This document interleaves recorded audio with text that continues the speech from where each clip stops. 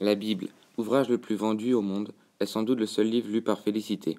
Elle n'a pas pu élargir ses connaissances et a sans doute trouvé refuge dans la religion, certainement aussi pour obtenir la protection de Dieu, qu'on n'est même pas certain qu'il existe, malgré les écrits de la Bible. La cage du perroquet Loulou. Félicité et lui sont comparés explicitement. Félicité et Loulou semblent vivre semblablement car ils disposent de très peu de liberté. Loulou est séquestré derrière ses barreaux, tout comme Félicité est isolée.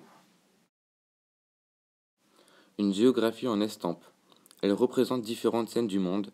Un singe envoie une demoiselle, des bédouins dans le désert, une baleine qu'on harponne. C'est la seule instruction qu'elle reçoit. D'autant plus que c'est un enfant, Paul, qui la lui donne. Ceci démontre qu'elle a une insignifiante connaissance du monde extérieur. La vision de Félicité sur le monde est réduite. La lucarne de sa chambre lui fait voir les prairies. Seul moment où son regard fixe l'horizon, sans pour autant regarder vers l'avenir. Elle a donc une ouverture très minime et signe donc toute sa vie minuscule. Elle voulut dépasser un grand chariot de foin. Chapitre 2, ligne 23. Ce chariot pourrait être Félicité et le foin est le poids accumulé de ses souffrances. Elle a su surmonter les épreuves et ça fait d'elle une personne admirable, une héroïne. Fut chassée pour un vol de 30 sols qu'elle n'avait pas commis.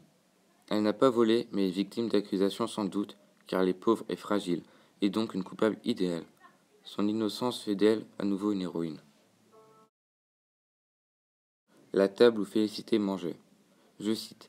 Économe, elle mangeait avec une lenteur et recueillait du doigt sur la table les miettes de son pain et qui durait 20 jours.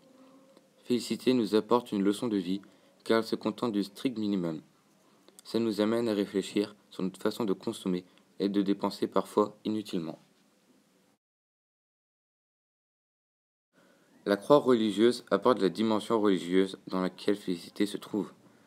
Sa manière de vivre dans la pauvreté comme saint François d'Assise. Sa bienveillance envers ses proches et son dévouement pour Dieu font d'elle une belle personne. Donner, aider, semer le bien sans rien attendre en retour est une leçon de vie. Un tablier à bavette, c'est bien un objet caractérisant Félicité. Servante. Le portant en toute saison, notamment lorsqu'elle travaille sans compter et courageusement. La vie fleurit par le travail, c'est une citation de Rimbaud. Sans doute que son acharnement au travail permettait de lui donner un sens à sa vie et d'oublier un instant les malheurs qui la touchaient. Félicité obtient de Madame Aubin l'autorisation de garder le chapeau de peluche de Virginie. Celui-ci est rempli de vermine, mais ses sentiments pour la petite font que ce cadeau reçu du cœur de Madame Aubin importe un bonheur à Félicité. La valeur des sentiments domine, c'est une belle leçon de vie. Par la sagesse et l'amour de Félicité, Madame Aubin ouvre enfin son cœur. C'est la plus belle richesse qu'on puisse apporter à quelqu'un, c'est de le rendre meilleur.